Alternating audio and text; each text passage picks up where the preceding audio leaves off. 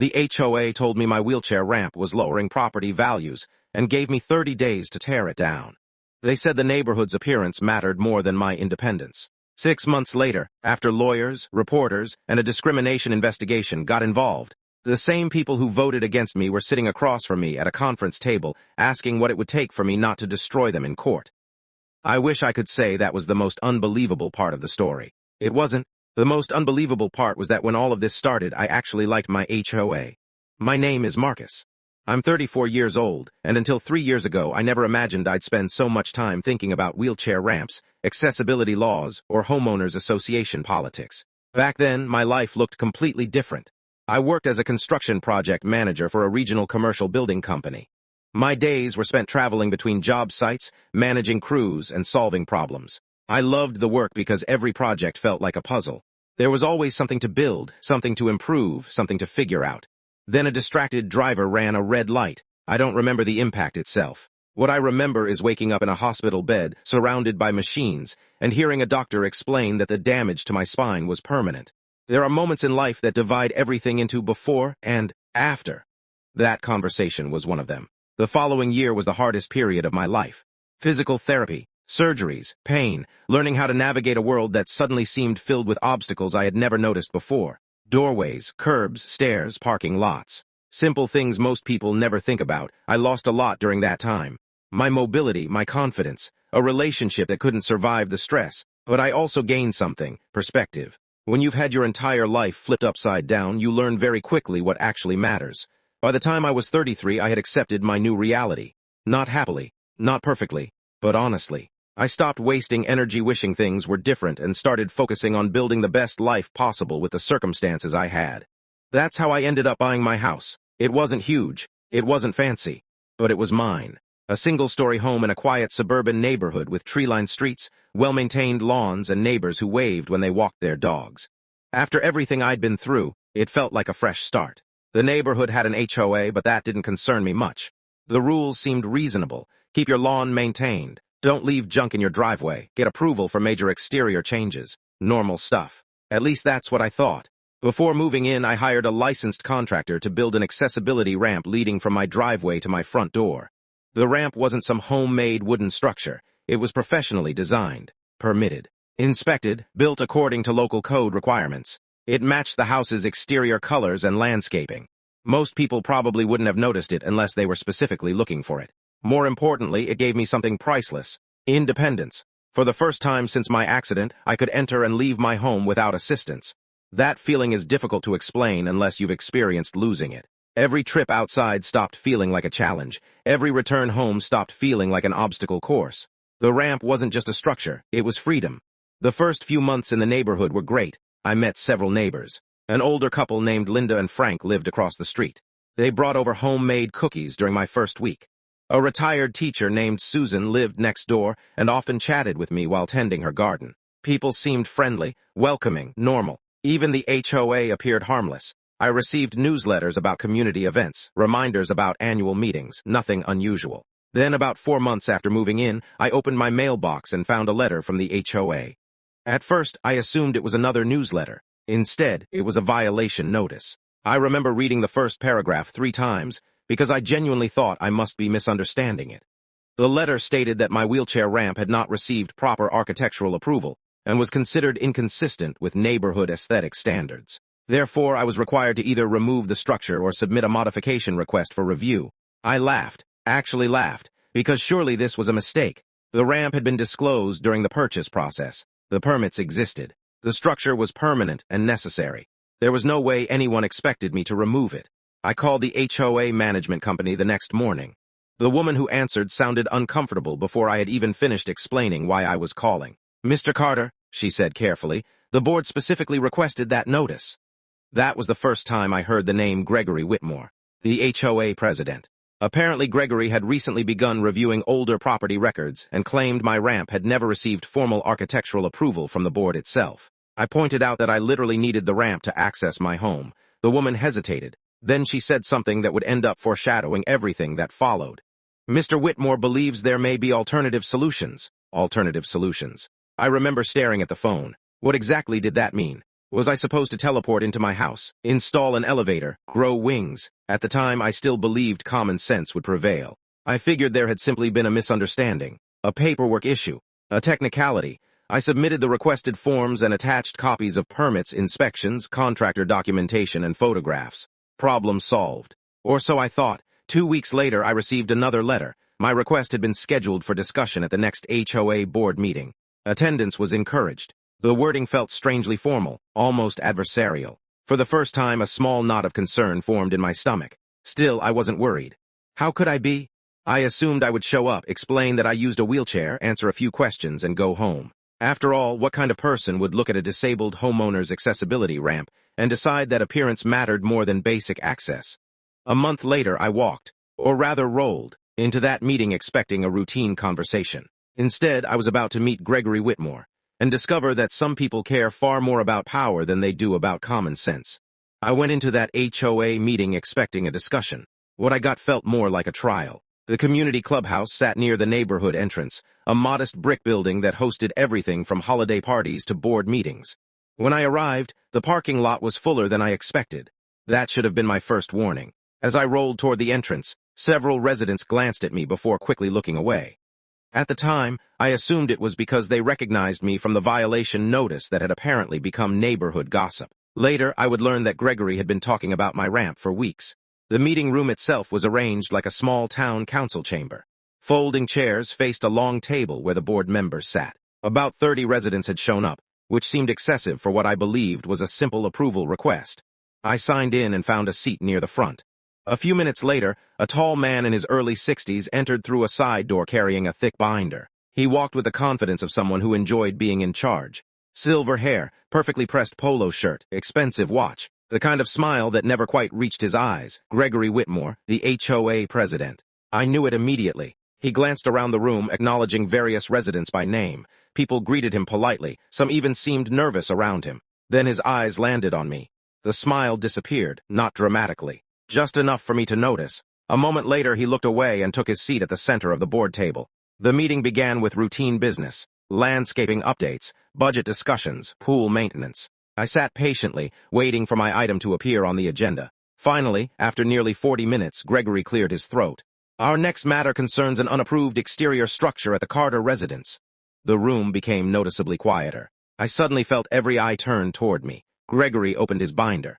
As many residents are aware, the board has been reviewing several architectural compliance concerns throughout the community.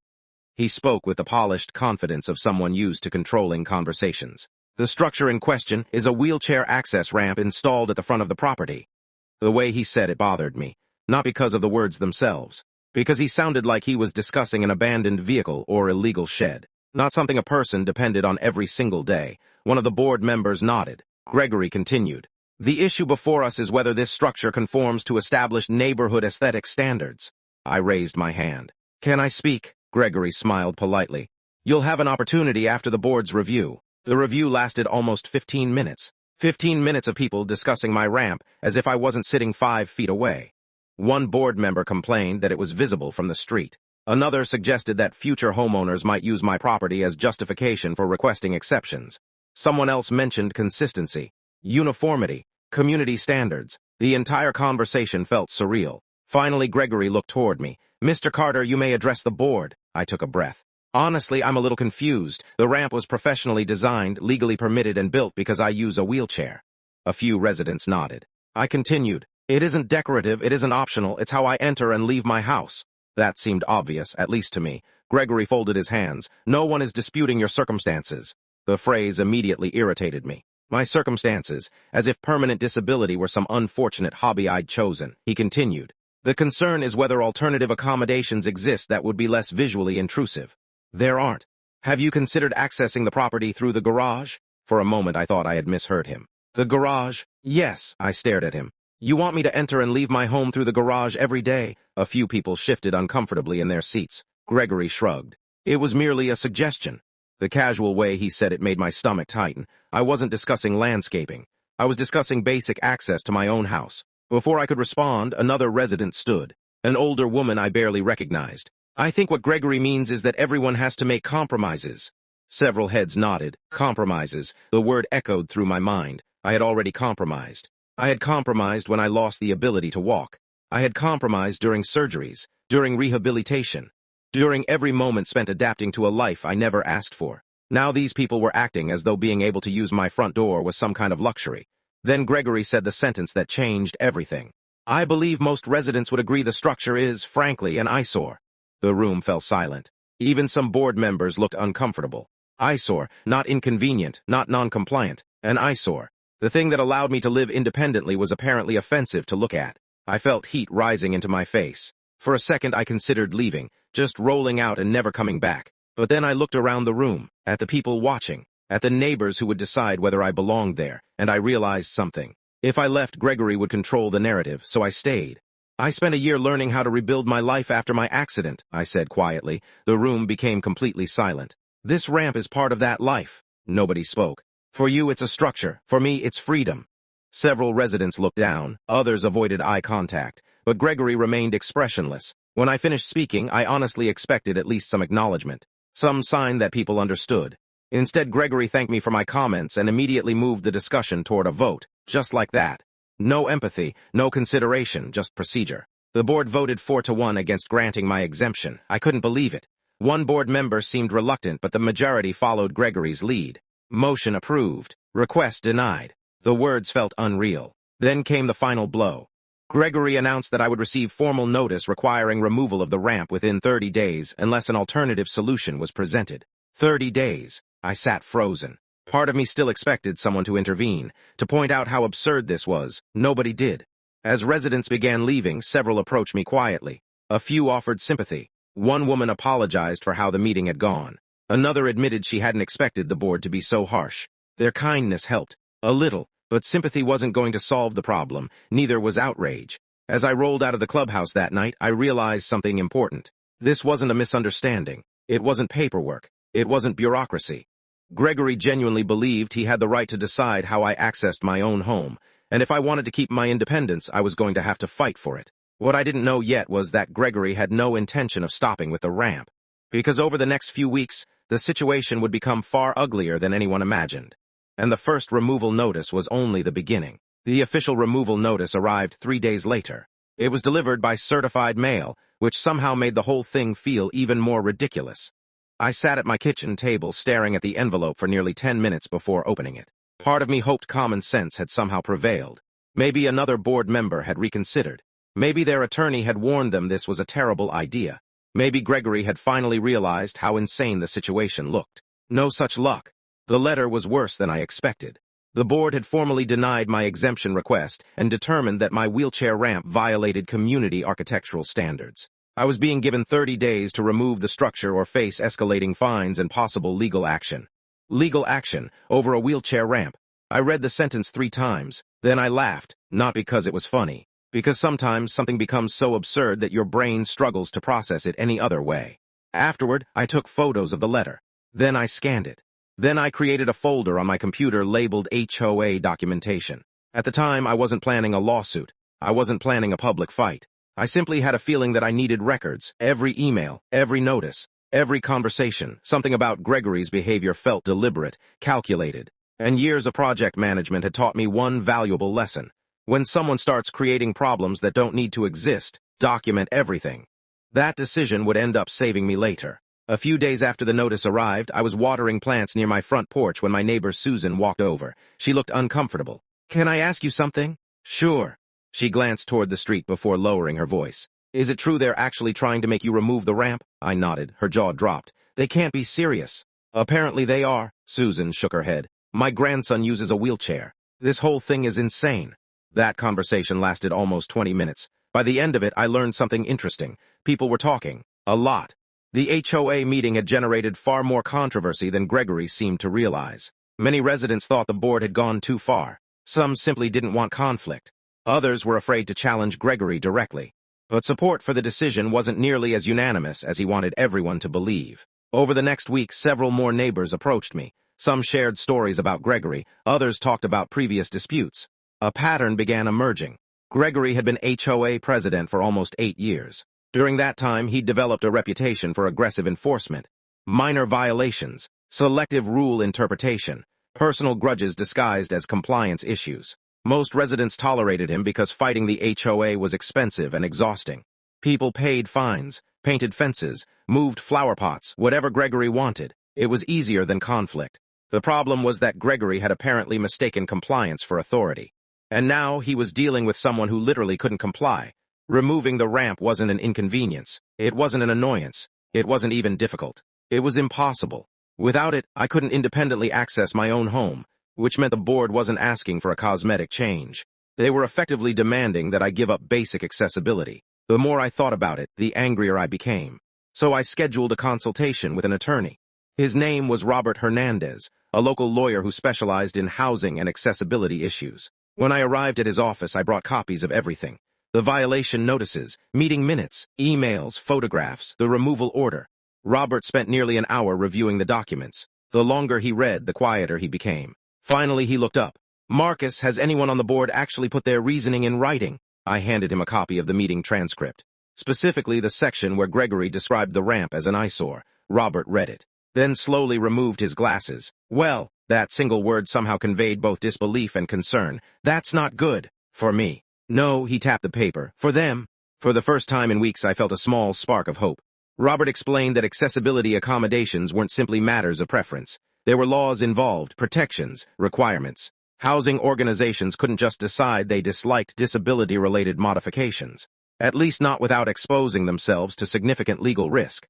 I wasn't suddenly guaranteed victory, but I wasn't powerless either. That mattered. Before I left, Robert recommended sending a formal letter demanding that the HOA cease enforcement actions until the matter could be properly reviewed.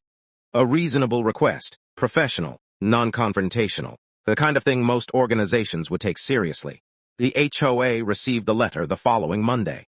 Their response arrived 4 days later, and it immediately destroyed any remaining illusion that Gregory was interested in compromise. The board rejected the request entirely. Not only that, but they doubled down. According to their response, architectural compliance standards applied equally to all residents. Granting special treatment would create an undesirable precedent. Special treatment. That phrase infuriated me. Being able to enter my house wasn't special treatment. It was basic access. The board either didn't understand that distinction or deliberately refused to acknowledge it. Either possibility was troubling. Then the fines started. $50 the first week, $100 the second, each accompanied by another violation notice. Another warning, another demand. The amounts weren't financially devastating. Not yet. That wasn't the point. The point was pressure. Gregory wanted me frustrated, exhausted, worn down. He wanted me to surrender because fighting felt harder than compliance. Unfortunately for him, he made a critical mistake.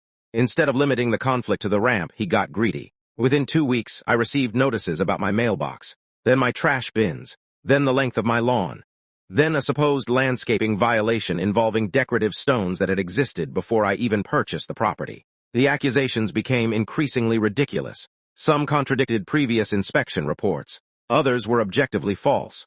One notice claimed my grass exceeded allowable height, despite the fact that I had mowed it the day before. That was the moment everything changed. Because suddenly this wasn't about architectural standards, it wasn't about community appearance, it wasn't even about the ramp. It was harassment, systematic, deliberate, and increasingly obvious. I started photographing my property every morning, recording dates and times, saving security camera footage, documenting every interaction, every letter, every fine, every inspection. And while I was doing that, something unexpected was happening inside the neighborhood. People were paying attention. More importantly, they were starting to ask questions. Questions Gregory didn't want answered. And before long, someone from the HOA's own past was about to hand me information that would blow this entire situation wide open. By the end of the second month, I had accumulated nearly $800 in fines. Not because I was violating rules. Because Gregory had apparently decided that if he couldn't force me to remove the ramp directly, he'd make my life miserable enough that I'd eventually give up. Every week brought something new. One violation notice claimed my trash bin had been visible from the street for more than 24 hours after collection day. Another claimed a flower bed near my driveway contained unapproved decorative elements. At one point, I was cited for having a garden hose visible in my backyard. My backyard, the area hidden behind a 6-foot privacy fence. When Robert saw that notice, he actually laughed. "Did Gregory climb over your fence? Maybe he used a drone." At this point, I wouldn't rule it out. The joke wasn't far from reality. The situation had become so absurd that neighbors were beginning to notice. People who had originally stayed neutral were starting to question why the HOA seemed obsessed with me. Even residents who disliked conflict couldn't ignore the pattern anymore. One afternoon, while I was checking my mail, Frank from across the street walked over. Frank was retired military, the kind of guy who rarely complained and usually kept his opinions to himself. He handed me a folded piece of paper. "Thought you should see this." Inside was a copy of a neighborhood Facebook post. Someone had anonymously asked why the HOA was spending so much time targeting a disabled homeowner instead of addressing actual community concerns. The comments underneath were fascinating. Dozens of residents had responded. Some defended Gregory. Most didn't. Several openly criticized the board's actions. Others shared their own experiences with selective enforcement. One family mentioned receiving repeated violation notices after disagreeing with Gregory during a meeting. Another resident described being fined for issues that mysteriously disappeared once they stopped challenging him. Reading those comments felt like discovering I wasn't alone. For weeks, Gregory had tried to make me feel isolated, as though I was the problem, as though I was some unreasonable homeowner refusing to follow community standards. Now it was becoming clear that many people had experienced similar treatment. The difference was that most eventually gave in. I couldn't, not because I was particularly brave, because surrender wasn't an option. You can repaint a fence. You can move a flower pot. You can replace a mailbox. You can't simply stop needing a wheelchair ramp. That reality was making Gregory increasingly frustrated, and frustrated people make mistakes. The first major mistake happened at the next HOA meeting. I attended with Robert. The moment Gregory saw me arrive with an attorney, his expression changed. Not fear, not yet, but irritation, like someone discovering an obstacle where they expected compliance.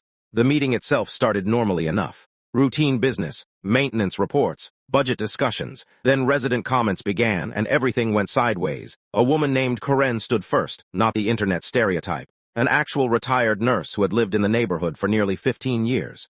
She calmly asked why the HOA was continuing enforcement actions against an accessibility modification. Gregory immediately became defensive. The exchange grew tense. Then another resident stood, then another, and another. Within 15 minutes, the board was facing criticism from multiple homeowners. People weren't just asking about my ramp anymore. They were questioning Gregory's leadership, his priorities, his decision-making. For the first time, I saw something crack beneath his carefully controlled exterior. Anger, real anger. At one point, Gregory slammed a binder shut so hard that several people jumped. "The board has every right to enforce community standards," he snapped.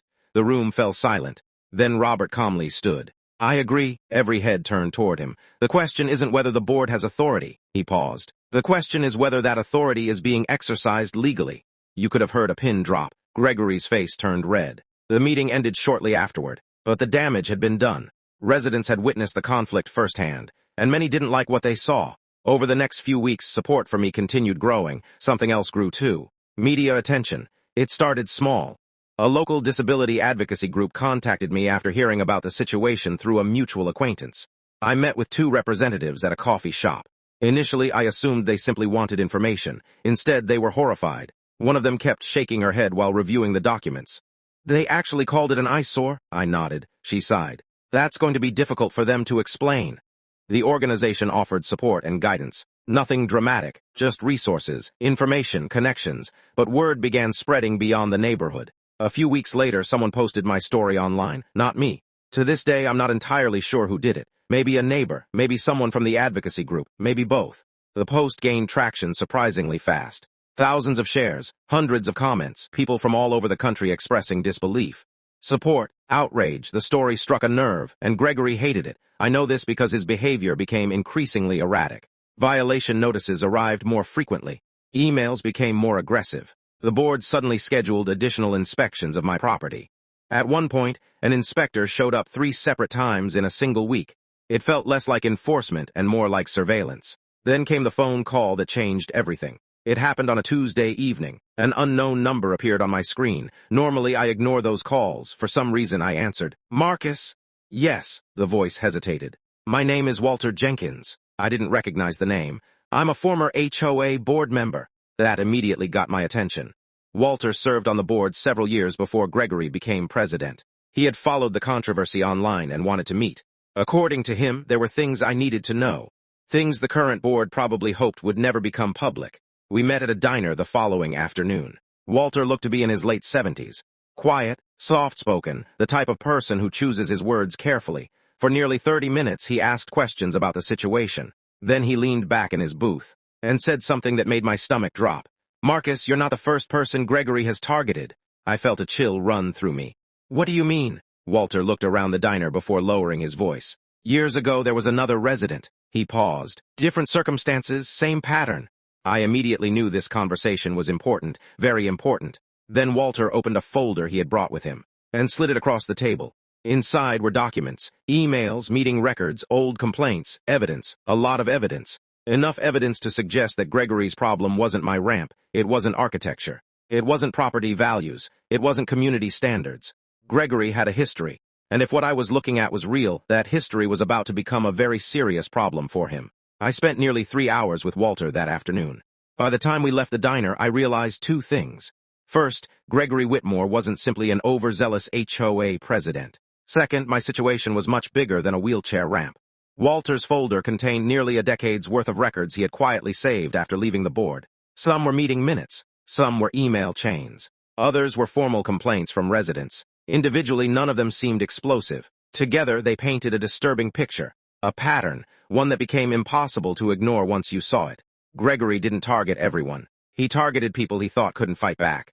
New homeowners, elderly residents living alone, single parents, people unfamiliar with HOA procedures, anyone he viewed as vulnerable. The methods were always similar. Excessive inspections, aggressive fines, selective rule enforcement, pressure, lots of pressure. Most eventually gave in because challenging the HOA was exhausting, and Gregory knew it. But one particular file caught my attention immediately. A woman named Eleanor Matthews, 7 years earlier. According to the records, Eleanor had requested approval to install a mobility lift after developing serious health problems. The board initially delayed the request, then questioned the design, then demanded multiple revisions. The process dragged on for months. By the time approval finally came, Eleanor had already sold her home and moved closer to family. Officially, the board had done nothing wrong. Unofficially, the emails told a different story. One message from Gregory stood out. "If we make enough exceptions, we'll stop looking like the neighborhood people paid to live in." Another board member responded with concerns about accessibility. Gregory's reply was blunt. "Then maybe this isn't the right neighborhood for everyone." I stared at the screen. That email alone wasn't enough to prove discrimination, but it revealed something important: his mindset, his priorities, the way he viewed residents who needed accommodations. And there was more, much more. Over the following week, Robert and I reviewed every document Walter had provided. The deeper we dug, the uglier things became. Several complaints involved residents with disabilities, others involved veterans. A few involved elderly homeowners with medical limitations. The specifics changed. The pattern didn't. Every case seemed to involve unusual enforcement actions or unnecessary obstacles. Nothing blatant enough to trigger immediate legal consequences. Just enough pressure to make life difficult. Enough to encourage people to leave. Enough to discourage future requests. Enough to maintain what Gregory considered the right image for the neighborhood. The problem for Gregory was that unlike those previous residents, I wasn't quietly moving away. And unlike years ago, there was now a digital paper trail. One afternoon, Robert called me sounding more excited than I had ever heard him. "Marcus, check your email." "What happened?" "I think we just found our smoking gun." I opened my inbox. Attached was a document obtained through a public records request involving communication between board members. Most of it was routine. Then I found a conversation discussing my ramp. My heart started racing. One board member had privately expressed concern about potential discrimination issues. Gregory's response appeared several lines later. "The issue isn't the wheelchair. The issue is that structure sitting in front of the house for everyone to see." Another board member replied, "Those are basically the same issue." Gregory never answered. Instead, he changed the subject. I must have read that exchange 10 times, because the other board member was right. The ramp existed because of the wheelchair. Separating them wasn't realistic, and Gregory knew it. For the first time, we had evidence suggesting board members themselves recognized the legal problem. That changed everything. Robert immediately began preparing formal complaints. Not just against the HOA, against specific actions taken by the board. The documentation package eventually grew to hundreds of pages. Violation notices, meeting transcripts, emails, photographs, inspection reports. Every piece of evidence we had collected over the previous months. Meanwhile, public attention continued growing. The online post about my situation had spread far beyond our community. Disability advocacy groups began sharing it. Local organizations started contacting me. Several offered assistance. Others simply wanted updates. What surprised me most wasn't the outrage. It was the number of people who shared similar experiences. My inbox filled with stories. People describing inaccessible housing, discriminatory treatment, organizations hiding behind technicalities, different locations, different circumstances, the same underlying attitude. Reading those messages made me realize this fight wasn't only about me anymore. That thought was both motivating and terrifying, because public attention cuts both ways. The more visible the situation became, the harder it became to control, especially for Gregory. And Gregory was clearly losing control. At the next HOA meeting, attendance nearly doubled. Residents who normally ignored community politics suddenly wanted answers. The atmosphere felt completely different from my first appearance. Back then, people had quietly accepted Gregory's authority. Now they questioned it, repeatedly. Several homeowners demanded transparency regarding legal expenses. Others wanted to know why the HOA continued accumulating attorney fees over a wheelchair ramp. One resident asked whether board members had received legal advice about discrimination concerns. Gregory refused to answer. That refusal only made people more suspicious. The tension became almost tangible. You could feel it hanging in the room, like a storm waiting to break. After the meeting ended, something unexpected happened. 3 different residents approached me separately. Each one told a variation of the same story. They had supported Gregory initially. They believed there must be information they weren't seeing. Now they weren't so sure. One man actually apologized. "I thought there had to be more to it," I smiled. "There isn't," he shook his head. "I know that now." That conversation stuck with me because public opinion was shifting. Not dramatically, not overnight, but steadily. And once people begin questioning authority, they usually keep asking questions. Questions lead to investigations. Investigations lead to discoveries. Unfortunately for Gregory, some discoveries were already underway. A local reporter had contacted me earlier that week. Initially, I assumed she wanted a brief comment. Instead, she had spent nearly an hour asking detailed questions. Very detailed questions about timelines, documentation, board history, prior complaints. At the end of the interview, she said something that caught my attention. "We've spoken with several current and former residents." My stomach tightened. And there was a brief pause. "Let's just say your story isn't the only one." After hanging up, I sat quietly for several minutes, because I realized what that meant. The story was no longer about allegations. Reporters were digging. Residents were talking. Records were surfacing. And if enough people started comparing experiences, Gregory's carefully maintained image might not survive. 3 days later, the reporter called back. Her investigation was moving forward. Her editor had approved a full feature. Publication was scheduled for the following week. I thanked her and ended the call. Then I stared out my front window at the neighborhood. Children riding bicycles, neighbors walking dogs. Ordinary life continuing as usual, for everyone except Gregory. Because once that article went live, this situation wasn't going to stay inside the neighborhood anymore. It was about to become public, very public. And Gregory had absolutely no idea how much evidence was already waiting to come out. The article went live on a Thursday morning. By lunchtime, my phone wouldn't stop buzzing. At first, I thought it was friends sending messages. Then I checked. It was much bigger than that. The local newspaper had published a detailed story about the HOA's attempt to force me to remove my wheelchair ramp. The reporter included excerpts from board meeting transcripts, comments from residents, and statements from disability advocates. Most importantly, she included Gregory's eyesore comment, word for word. Reading it in print felt surreal. For months, I'd been living through this situation. Now the entire city was reading about it over coffee. The response was immediate and brutal. The newspaper's social media pages exploded with comments. Thousands of them. Some people debated HOA authority. Most didn't. Most focused on the same question I'd been asking from the beginning. Why was an HOA spending so much effort fighting a wheelchair ramp? The board's official response only made things worse. Later that afternoon, Gregory released a statement claiming the controversy was being misrepresented. According to him, the issue had never been about disability. It was about architectural compliance, consistency, community standards. The problem was that nobody seemed interested in that explanation anymore. Because by then, more information was surfacing. A lot more. The article prompted former residents to come forward, people I'd never met, people who had lived in the neighborhood years earlier, people with stories. And many of those stories sounded disturbingly familiar. One woman described being pressured over accessibility modifications for her elderly father. Another recalled excessive enforcement actions after requesting accommodations for a family member recovering from surgery. A retired veteran claimed Gregory had repeatedly challenged modifications related to mobility issues. Individually, none of these stories proved discrimination. Collectively, they suggested a pattern. The kind of pattern investigators tend to notice. and investigators were beginning to notice. The following week, Robert called me with news.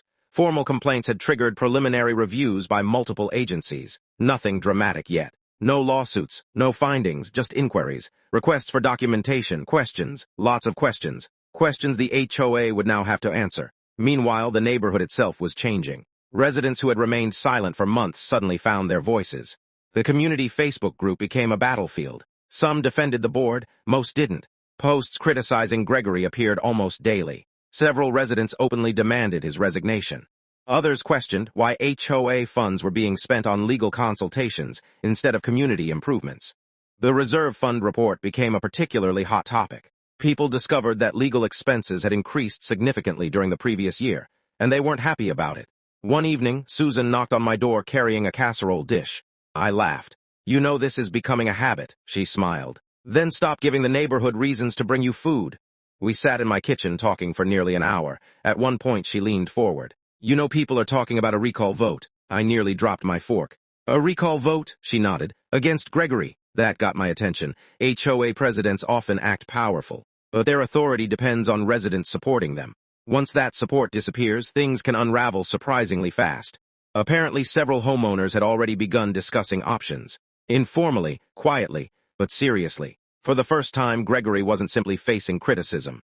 He was facing political consequences, and he wasn't handling it well. In fact, his behavior became increasingly erratic. Emails grew shorter, more aggressive. Board communications became defensive.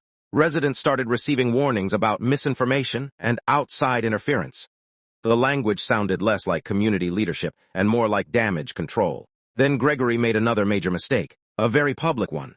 At the next HOA meeting, attendance reached record levels. People packed the clubhouse. Some stood along the walls because there weren't enough chairs. The atmosphere felt electric. Everyone knew something was coming. The meeting started normally. It didn't stay normal for long. About 20 minutes in, a resident named Michael stood during public comments. Michael was an accountant, quiet, professional, not the type to create drama, which made what happened next even more significant. He asked a simple question. "How much money has the HOA spent fighting Mr. Carter?" The room immediately went silent. Gregory tried to deflect. Michael pressed. Another resident joined in, then another. Soon, multiple homeowners were demanding answers. Gregory refused. People became frustrated. Voices rose. The board lost control of the room. Then Michael pulled out a document. Apparently, he had obtained financial records. Legally. Through proper channels. And according to those records, the HOA had already spent tens of thousands of dollars related to enforcement efforts, consultations, and legal expenses. Gasps echoed through the room. People were furious. One woman stood and shouted, "You're wasting our money." Others joined in. For several minutes, the meeting descended into chaos. Gregory repeatedly tried to restore order. Nobody listened. That was the moment I realized something important. The issue had expanded beyond accessibility. Now residents felt personally affected. Their dues, their finances, their community. And when people believe leadership is wasting their money, patience disappears quickly. The fallout was immediate. Within days, petitions began circulating. Homeowners organized meetings independent of the board. Calls for transparency became demands. Calls for accountability became ultimatums. Meanwhile, the newspaper story continued spreading. A regional television station contacted me, then another. The situation was snowballing, fast. Robert warned me to prepare for increased attention. He was right. Reporters wanted interviews. Advocates wanted statements. Organizations wanted updates. The story had become news, real news. And with every new article, Gregory's position weakened. Then came the email that truly changed everything. It arrived late on a Friday evening. Anonymous. No name, no explanation, just attachments, several of them. My heart raced as I opened the files. Internal HOA communications, board discussions, private conversations, hundreds of pages. I immediately forwarded everything to Robert. 30 minutes later, my phone rang. He sounded stunned. "Marcus, what?" There was a long pause, then he said 5 words. "You need to see this." The documents contained discussions that should never have existed. Conversations Gregory probably assumed would remain private forever. Comments about accessibility requests. Comments about residents. Comments that were far more revealing than anything we'd found before. And buried among those pages was a message so damaging that once it became public, Gregory's entire defense would collapse. Because for the first time, there would be no room for interpretation. No room for explanations. No room for excuses, just his own words. I drove to Robert's office first thing Saturday morning. Actually, drove isn't entirely accurate. I barely slept the night before. The anonymous email had been sitting in my inbox for less than 12 hours, yet I already had a feeling it contained something important. What I didn't realize was just how devastating it would be. Robert met me in the conference room with a stack of printed documents. He looked exhausted, which was understandable. Judging by the coffee cups scattered around his desk, he had probably spent half the night reading. When I entered, he slid a folder toward me. "You need to read these." I opened it. The first few pages were ordinary board communications. Committee discussions, maintenance issues, budget concerns, nothing unusual. Then I reached a chain of emails from several months earlier. My stomach tightened. The conversation involved Gregory and 2 other board members discussing my ramp request before the original meeting had even taken place. One board member expressed concern about denying approval. Another questioned whether the HOA should consult legal counsel. Gregory's response stopped me cold. "If we approve this, we'll be dealing with similar requests for years." The conversation continued. A few messages later, Gregory added something even worse. "People move into neighborhoods like ours because they expect a certain appearance."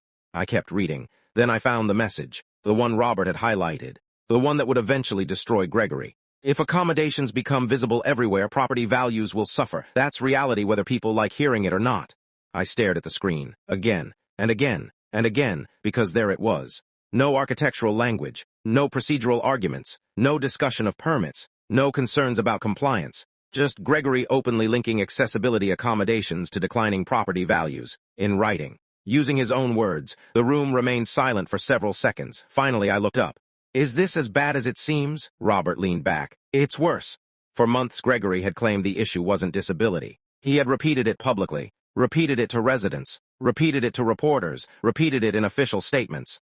Now we had internal communications suggesting otherwise. And if these emails were authentic, and early verification indicated they were, his credibility was finished. The next few days moved incredibly fast.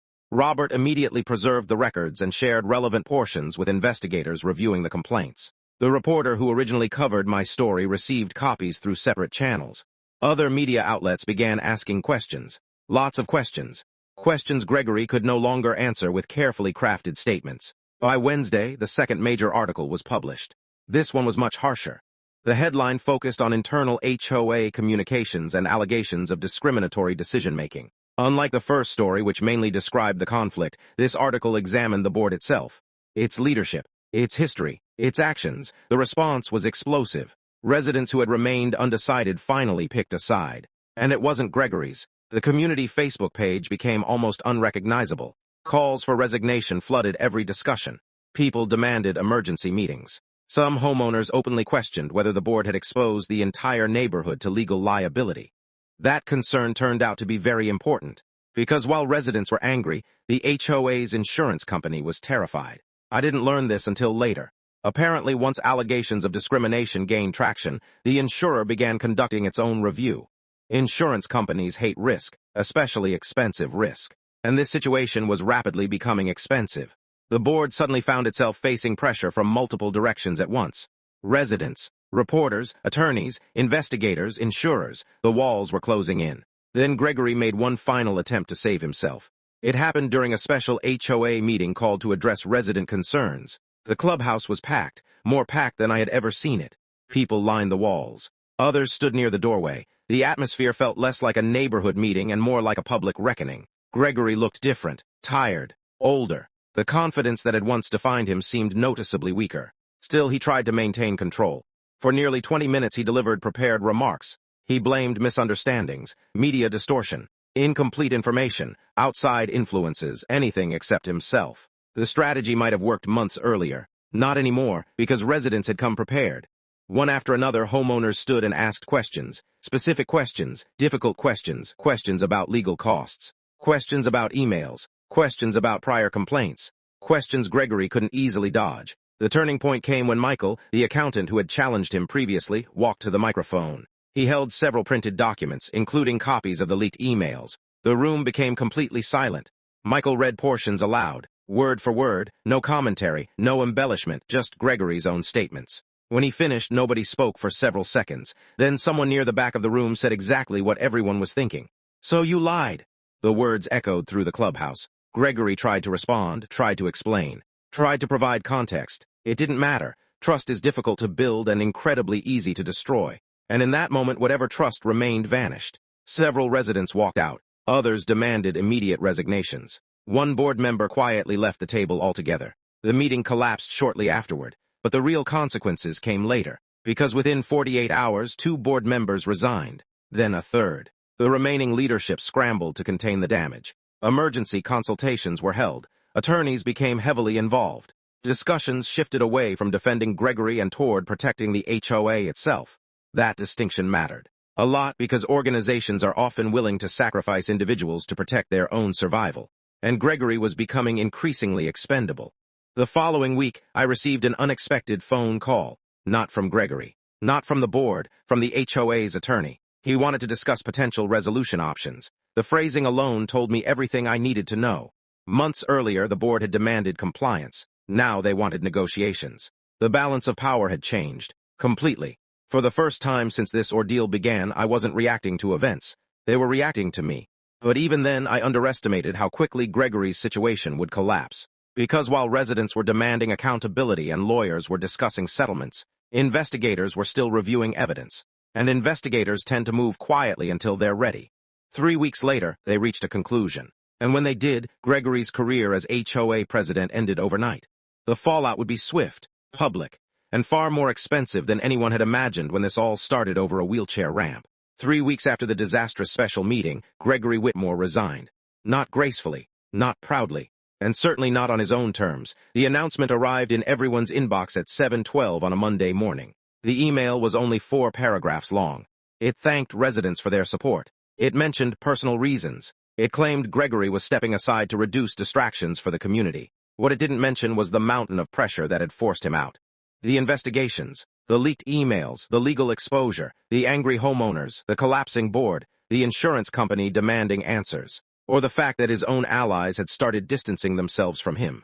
Nobody believed the resignation was voluntary, not even Gregory. By that point, everyone understood what was happening. The HOA wasn't trying to save Gregory anymore. It was trying to save itself.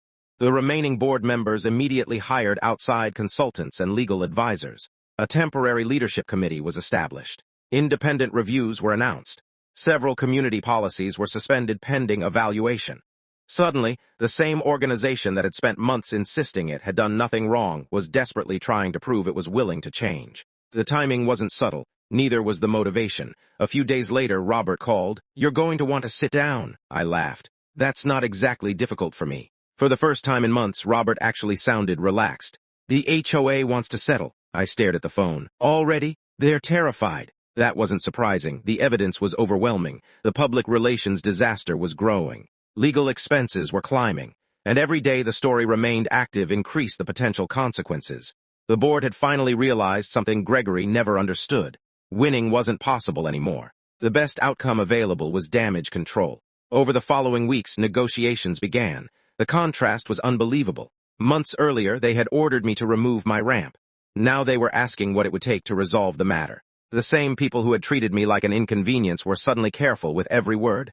Respectful, professional, almost nervous. Eventually, an agreement was reached. The HOA permanently recognized my wheelchair ramp as an approved accessibility accommodation. All fines were eliminated. Every violation connected to the dispute was removed from community records. The board adopted new accessibility guidelines designed to prevent similar situations from happening again. Future accommodation requests would be reviewed under independent legal standards rather than personal board opinions. Mandatory training was introduced for board members. Most importantly, residents requiring accessibility modifications would no longer have to fight the same battle I did. When Robert reviewed the final agreement with me, he smiled. "You realize this is bigger than your ramp, right?" I nodded. I had already started realizing that. Months earlier, I thought I was fighting to keep access to my own front door. In the end, the fight changed how the entire neighborhood handled accessibility issues. That mattered, more than I expected. The community itself changed too. A new board was elected. Several longtime residents who had rarely participated in HOA matters became actively involved. Transparency measures were introduced. Financial reporting improved. Meeting attendance increased dramatically. People paid attention now. The blind trust Gregory once relied on was gone, and it wasn't coming back. As for Gregory, his reputation never recovered. The leaked emails followed him everywhere. Within the neighborhood, his name became synonymous with the controversy. Residents who once supported him stopped defending him. People who had been afraid to challenge him suddenly spoke openly. Stories from previous years continued surfacing. Nothing criminal, nothing dramatic enough for a movie ending. Just a long history of behavior that looked very different once people stopped giving him the benefit of the doubt. Ironically, the thing Gregory seemed to value most, his image, was the thing he lost completely. About 2 months after the settlement, I saw him for the first time since his resignation. I was leaving a grocery store when I noticed him walking toward the parking lot. For a moment, neither of us spoke. Then he stopped. I honestly expected anger, maybe bitterness. Instead, he looked tired, much older than I remembered. There was an awkward silence. Finally, he spoke. "I never thought it would go this far." I looked at him.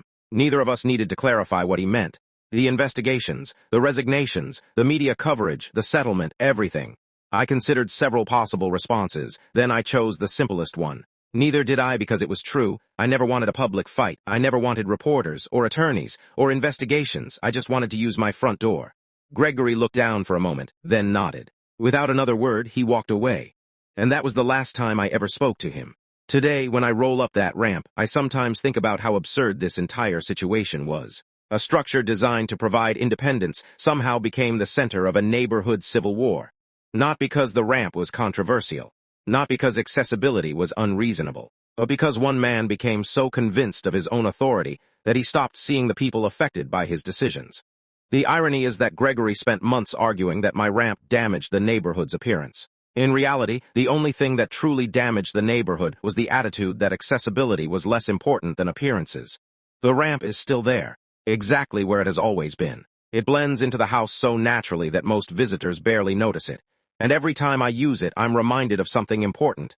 Independence isn't a privilege. Accessibility isn't a favor. And sometimes the people who try hardest to force others out end up removing themselves instead. The HOA wanted me to give up my freedom for the sake of appearances. Instead, they lost their president, their credibility, and the very power they thought they could use against me. And all because they couldn't accept a wheelchair ramp.